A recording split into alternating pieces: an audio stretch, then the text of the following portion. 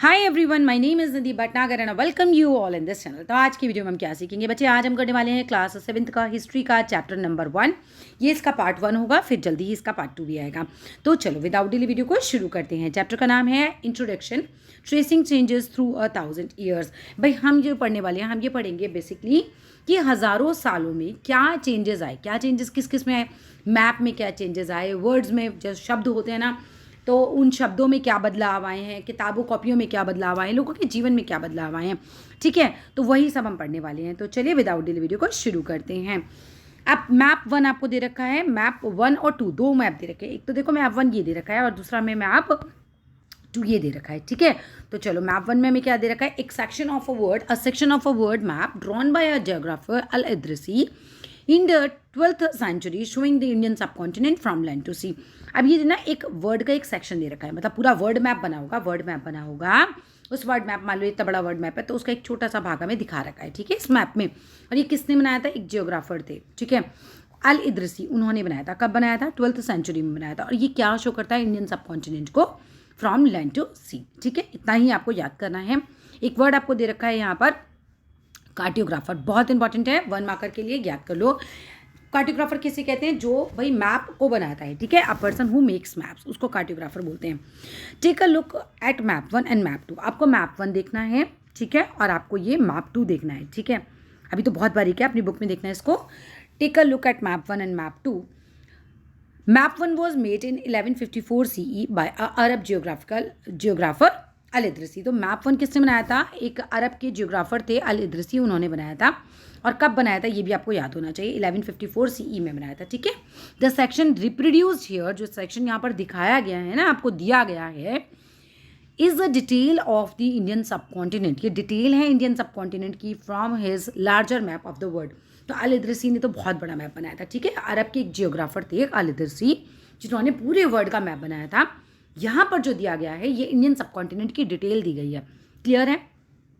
अल इद्रिसी ने पूरे वर्ल्ड का मैप बनाया था और यहाँ पर जो डिटेल दी गई है वो किसकी दी गई है? इंडियन सब कॉन्टिनेंट की डिटेल दी गई है। उनके बड़े से मैप में से एक छोटा सा टुकड़ा आपको दिखाया गया है। अब map 2 was made in 1720s। ठीक है, 1720 में लगभग बनाया गया था, 19 सालों में बनाया गया था बाय अ फ्रेंच कार्टियोग्राफर। ठीक है, ये किसने बनाया था? ये देखो, ये तो जो पहला वाला बनाया था ये अल इद्रिसी, जो कि अरब के जियोग्राफर थे, उन्होंने बनाया था। और ये 1720 वाला फ्रेंच के कार्टियोग्राफर थे, उन्होंने बनाया था। ठीक है, क्लियर है? The two maps are quite different. अब हम ये देखते हैं कि ये जो दोनों मैप है ना, इनमें तो बहुत अंतर है। क्यों? क्योंकि समय के साथ बदलाव, यही तो हम पढ़ रहे हैं इस चैप्टर में। ठीक है, तो इन दोनों मैप में बहुत डिफरेंस था and they are of same area, same ही एरिया के मैप हैं, इंडियन सब कॉन्टिनेंट के ही मैप हैं, लेकिन दोनों मैप्स में बहुत डिफरेंस आ जाता है। In al Idrisi's map South India is where we would expect to find North India. जो अल इद्रिसी ने बनाया बच्चे, वहाँ पर साउथ इंडिया ऐसी जगह बना था जहाँ पर एक्चुअली में नॉर्थ इंडिया बनना चाहिए। यानी कि श्रीलंका वाला पार्ट जो है is the island at the top. अभी आप भारत का मैप बनाते हो, कुछ लगभग इस तरीके का बनता है। श्रीलंका कहाँ आता है? नीचे की तरफ आता है। लेकिन अल इद्रिसी ने जो अपना मैप बनाया था उसमें श्रीलंका वाला पार्ट के साइड दिया हुआ था ना, उन्हें ऊपर दिया हुआ था। यानी कि जो पहले मैप बनाने की प्रक्रिया थी वो बिल्कुल अलग थी। राइट? क्लियर है? इतनी बात क्लियर है? श्रीलंका कहाँ था भाई? Island at the top. Place names are marked in Arabic, और जो भी जो नाम लिखे गए थे वो अरबिक भाषा में थे। ठीक है, and there are some well known names like Kannauj in Uttar Pradesh. अब देखो, पहले कन्नौज स्पेलिंग उन्होंने कहा है कि कन्नौज की स्पेलिंग ये वाली यूज़ करते थे, लेकिन जगह का नाम सेम था। उत्तर प्रदेश का जो कन्नौज है, कुछ वेल नोन नेम जो थे वो सेम थे। ठीक है, map 2 was made nearly 600 years after. 2 map बनाए गए। पहला मैप किसने बनाया? अल इद्रिसी ने, जो अरब के थे। दूसरा मैप फ्रांस के जो फ्रेंच कार्टियोग्राफर थे उन्होंने बनाया था 1720 में। दोनों मैप में लगभग 600 सालों का अंतर आता है। इतनी बात क्लियर है? दोनों मैप में बिल्कुल ऑपोजिट है, एक ही जगह है, लेकिन एक जगह जहाँ जो अल इद्रिसी ने नॉर्थ दे रखा है वो हमारा साउथ है, और जो साउथ दे रखा है तो वो हमारा नॉर्थ है। राइट? ये बहुत बड़ा डिफरेंस है। During this period information about the sub continent had change considerably. अगर हम बात करते हैं इस पीरियड में आके 600 साल बाद, तो जो भी इन्फॉर्मेशन है, ठीक है, नॉर्थ का साउथ, साउथ का नॉर्थ, बहुत ज़्यादा पूरा इन्फॉर्मेशन जो है वो अच्छे से चेंज हो चुका है। ठीक है, this map seems more familiar to us, है ना, क्योंकि अब हमारा जो नॉर्थ है, जो 1720 में फ्रेंच कार्टोग्राफर ने बनाया था वो वही बनाया था जहाँ हमारा नॉर्थ है। ठीक है, साउथ भी वही बनाया जहाँ हमारा साउथ है। तो जगहें लगभग उन्होंने लगभग सेम ही बनाई थी। तो हम ये कह सकते हैं कि ये वाला जो मैप है हमारे सिमिलर मैप है। क्वेश्चन आ जाए कि भाई कौन सा वाला सिमिलर है, अल इद्रिसी वाला या फ्रेंच कार्टोग्राफर, तो फ्रेंच कार्टोग्राफर वाला लगभग सिमिलर है जैसा कि हम आज जानते हैं जगहों को। This map seems more familiar to us and the coastal areas in particular are surprisingly detailed। जो कोस्टल एरियाज ने ना, जो समुद्र के किनारे की जगहें हैं, उनको काफ़ी हम कहते हैं, हम बहुत आश्चर्यचकित होते हैं कि इतने डिटेल में ये जो है बनाई गई थी। This map was used by European sellers. जो फ्रेंच कार्टोग्राफर के द्वारा बनाया गया मैप था उसको कौन यूज़ करता था? ज़्यादातर यूरोपियन नाविक जो होते थे, सेलर्स जो होते थे, मर्चेंट्स यानी कि व्यापारी जो होते थे, वो दोनों यूज़ करा करते थे। मतलब यूरोपियन सेलर्स भी यूज़ करते थे और मर्चेंट्स भी यूज़ करते थे। कब? जब अपनी समुद्री यात्रा यानी कि अपने वॉयज पर निकला करते थे वो। Look at the areas in the interior of the sub continent on map 2। अब इंटीरियर्स मतलब अंदर की जगहें देखो मैप 2 में। Are they as detailed as those on the coast? क्या वो इतनी डिटेल है जितनी कि कोस्टल एरियाज़ की? नहीं, कोस्टल एरियाज़ को बता ही रहे हैं कि भाई ज़्यादा डिटेल दे रखी है ना, समुद्र के किनारे की जगहों की ज़्यादा डिटेल दे रखी है। Follow the course of river Ganga. Course of river मतलब उनका रास्ता जो है नदी का, वो उसको फॉलो करो and see how it is shown. और देखो भाई वो किस तरीके से नदी का रास्ता आपको दिखाया गया है। Why do you think there is difference in the level of detail? अब आपको ऐसा क्यों लग रहा है कि जो कोस्टल एरियाज़ हैं उनकी डिटेल तो बहुत ज़्यादा दी हुई है और बीच वाले की पार्ट की डिटेल कम दे रखी है? And accuracy between the coastal and inland areas on the map. ठीक है, तो ये अंतर क्यों है? चलो आगे देखते हैं। Equally important is the fact, ये एक जो फैक्ट है ये काफ़ी इंपॉर्टेंट है, इक्वली इंपॉर्टेंट है। The science in cartography different है ना, डिफर्ड इन 2 पीरियड्स। भाई देखो 1154 की अगर हम बात करें और दूसरा बना था हमारा 1720 में, इन दोनों टाइम पर आते आते साइंस और जो साइंस थी ना कार्टोग्राफी बनाने की, मतलब एक तरीके से मैप बनाने की, वो बिल्कुल जो है वो डिफरेंट थी। इसीलिए इनके मैप में इतना ज़्यादा डिफरेंस रहा। व्हेन हिस्टोरियंस रेड डॉक्यूमेंट्स, जब हिस्टोरियंस पढ़ते हैं डॉक्यूमेंट्स को, मैप्स को, टेक्सेस को from the past, they have to be sensitive to different historical background. अगर आप मैप ही पढ़ लो इन दोनों पीरियड्स के तो कितने अलग अलग हैं, नॉर्थ का साउथ, साउथ का नॉर्थ, कोस्टल एरियाज़ का इतना ज़्यादा डिटेल। ठीक है, तो हमें बहुत ध्यान रखना पड़ता है कि भाई ये मैप किस समय में बनाया गया है, तो हमें इसे किस तरीके से रीड करना है, right. In which information about the past was produce, किस कॉन्टेक्स्ट में क्या इन्फॉर्मेशन दी गई है, क्या उस समय इस वर्ड का क्या मतलब होता था, इस मैप में इस जगह को कौन सी जगह पहले कहते थे। ठीक है, न्यू एंड ओल्ड टर्मिनोलॉजीज, अब पहले और बाद के, है ना, नए और पुरानी शब्दावलियाँ, यानी शब्दों के अर्थों में भी अंतर होता था। अब आपने पहला क्या समझा, मैप में डिफरेंस होता था। अब दूसरा आप क्या देखेंगे, if the context in which information is produced changes with the time. अगर हम ये देखते हैं कि भाई इन्फॉर्मेशन किस कॉन्टेक्स्ट में ये बात कही गई है, किस इस बात का क्या अर्थ था उस समय, ठीक है, अगर वो चेंज होती है तो what about language and in meanings, भाषाओं में भी और शब्दों में भी, उनके मीनिंग्स में भी काफ़ी अंतर आया था। Historical records exist in a variety of languages. Historical मतलब इतिहास के जो रिकॉर्ड थे वो भी वेराइटी ऑफ लैंग्वेजेस में एग्जिस्ट करते थे, विच हैव चेंज कंसिडरेबली, जो बहुत ज़्यादा बदल गए थे ओवर द ईयर्स। साल आते गए और ये जो हैं हिस्टोरिकल चेंजेस भी होते गए, बदलते गए। मेडिवल पर्शियन, यानी कि अगर मध्यकाल पर्शियन की बात करें for example, is different from the modern Persian, है ना। तो the difference is not just with regard to grammar. हम ये नहीं कह सकते कि जो पर्शियन लैंग्वेज थी मेडिवल पीरियड की या मॉडर्न पीरियड की, उसमें केवल ग्रामर चेंज थी, वोकेबलरी मतलब शब्दों के मीनिंग भी अलग अलग होते थे, the meaning of the words also change over time.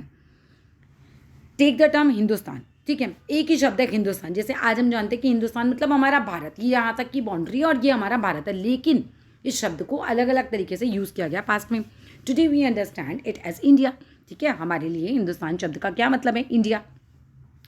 The modern nation state, है ना, हमारा तो नेशन स्टेट है ना, हमारा भारत हम क्या बोलते हैं, क्या है, एक नेशन स्टेट है, यानी कि हम लोगों की बाउंड्री है, हमारी अपनी गवर्नमेंट है, हम लोग एक दूसरे को से एक कॉमननेस है, हमारी एक आइडेंटिटी है कि हम भारतवासी हैं, ठीक है, तो हमारा ये नेशन स्टेट है। When the term was used in the 13th century, लेकिन जब 13वीं शताब्दी में यही शब्द हिंदुस्तान यूज़ हुआ तो इसका एक अलग ही अर्थ था। किसने यूज़ किया था, मिन्हाज सिराज, ठीक है, इनका नाम याद रखना, मिन्हाज सिराज। इन्होंने जब ये शब्द यूज किया, ये क्रॉनिकर थे, एक इतिहासकार थे, हु रॉट इन पर्शियन, ये पर्शियन भाषा में लिखते थे। ही मेंट, इनका क्या मतलब था, areas of Punjab Haryana and lands between Ganga and Yamuna, इतनी जगह को ये हिंदुस्तान बोलते थे, ठीक है।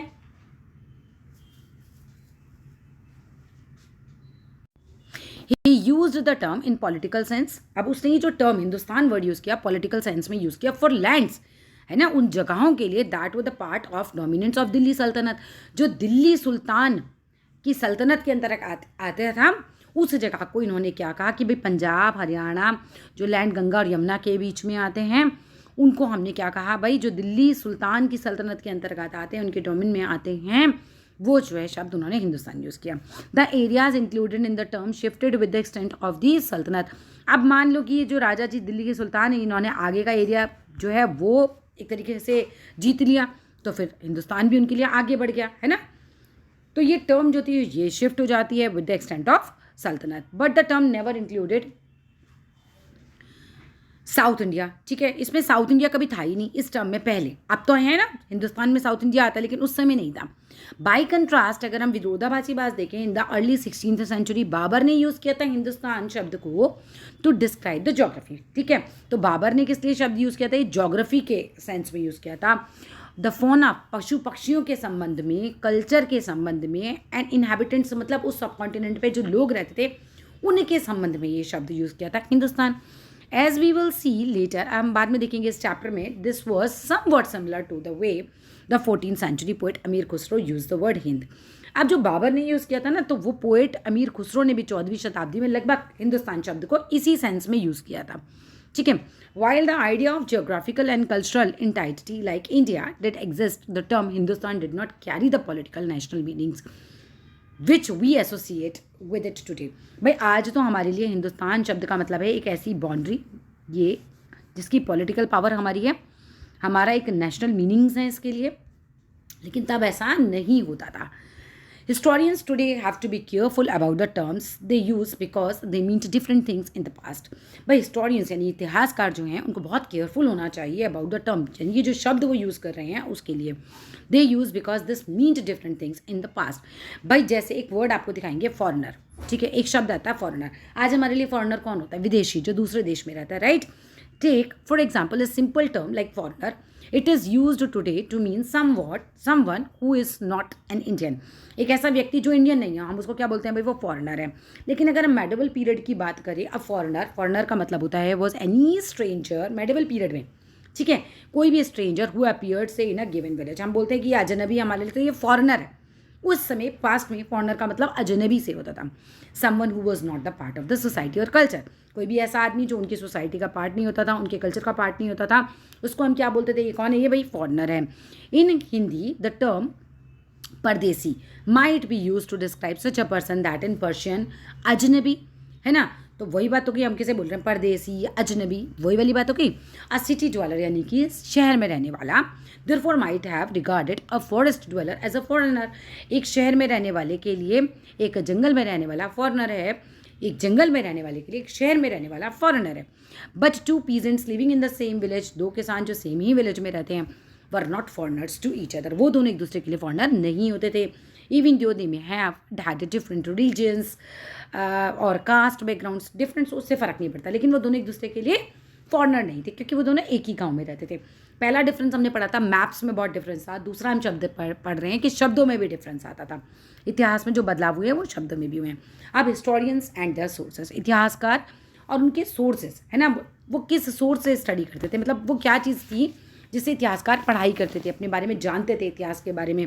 तो historians use different types of sources to learn about the past depending upon the period of the study and the nature of their investigation. जो इतिहासकार थे ना, वो यूज़ करते थे अलग अलग प्रकार के सोर्सेज, कोई एक सोर्स नहीं। वो कॉइन्स भी यूज़ करते थे, वो किताबें भी यूज़ करते थे, क्रॉनिकल्स जो लिखे हुए हैं वो भी यूज़ करते थे, बहुत सारी चीज़ें वो यूज़ किया करते थे। ठीक है, डिपेंड करता है भाई वो किस पीरियड के बारे में पढ़ रहे हैं, तो उस पीरियड में क्या मशहूर था, कॉइन्स थे, किताबें मिल रही हैं, नहीं मिल रही हैं, चीज़ें मिल रही हैं, किस चीज़ से वो पढ़ रहे हैं। ठीक है, उनकी इन्वेस्टिगेशन का नेचर सब कुछ इस चीज़ पर डिपेंड करता था। ठीक है, लास्ट ईयर की अगर हम बात करें, for an example you read about the rulers of Gupta dynasty and Harshvardhan. भाई लास्ट ईयर हमने गुप्ता डायनेस्टी के बारे में पढ़ा, हमने हर्षवर्धन के बारे में पढ़ा, और इस किताब में हम क्या पढ़ेंगे, we will read about the following 1000 year, जो 700 से 1750 के बीच का टाइम है ना, उसके बारे में हम पढ़ने वाले हैं 7th क्लास में। ठीक है, you will notice some continuity. अब आप देखोगे कि कुछ ना कुछ जो है वो एक कॉन्टिन्यूटी है, कंटिन्यूशन में कोई चीज़ चल रही है in the sources, like sources में एक कॉन्टिन्यूटी है used by historians for the study of this period. है किताब से पढ़ रहे तो किताब से ही पढ़ रहे हैं। अब कॉन्टिन्यूटी क्या थी, कॉइन्स था,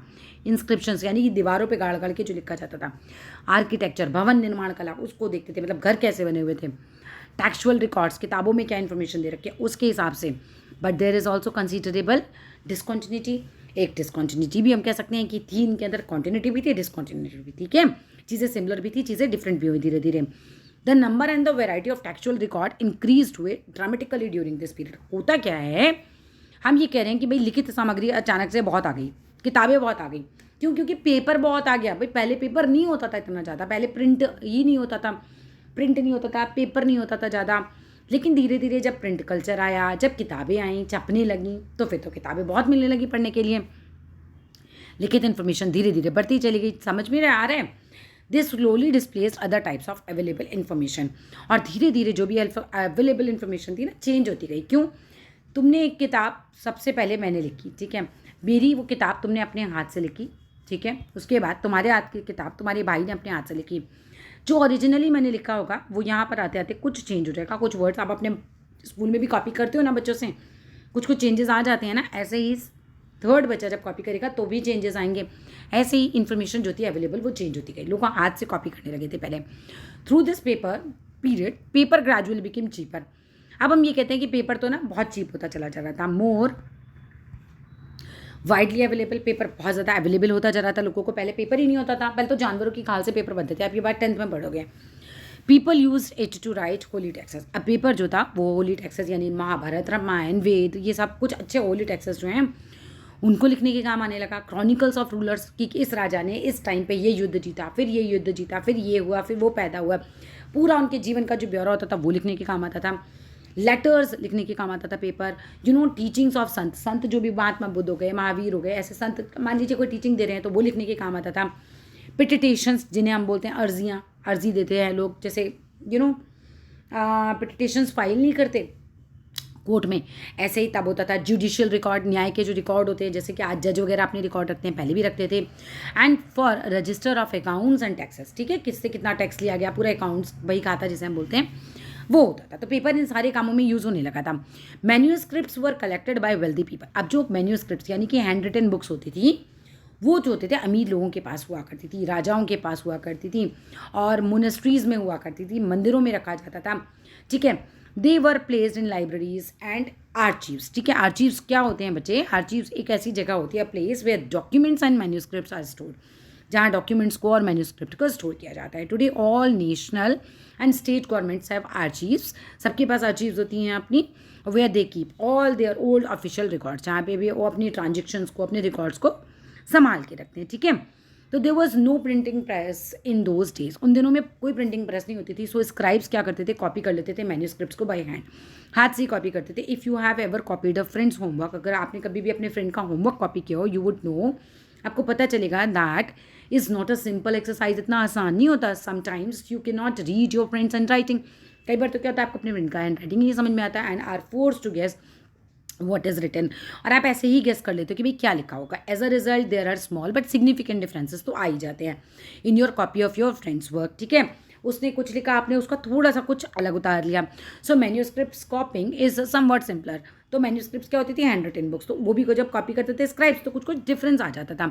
as a scribes copied manuscripts they also introduced small changes, तो उसमें भी कुछ कुछ बदलाव आ जाते थे। A word here, a sentence there, कोई शब्द इधर से उधर लिख जाता था, कोई सेंटेंस इधर से उधर हो जाता था, और छोटे छोटे चेंजेस से बड़े चेंजेस हो जाते थे। These small differences grew over centuries, centuries में ये क्या है, चेंजेस बढ़ते चले गए। ऑफ कॉपिंग, कॉपी करते करते, until manuscripts of the same text, ठीक है, बिकेम क्या हो गया, सबसिस्टेंसली डिफरेंट होती चली गई वन अनदर। मतलब एक चीज़ जो, मान लीजिए मैंने एक शब्द लिखा है खाजा, तो खाजा, लाजा, पाजा, कुछ भी वर्ड जो है वो धीरे धीरे वो चेंज हो चला गया।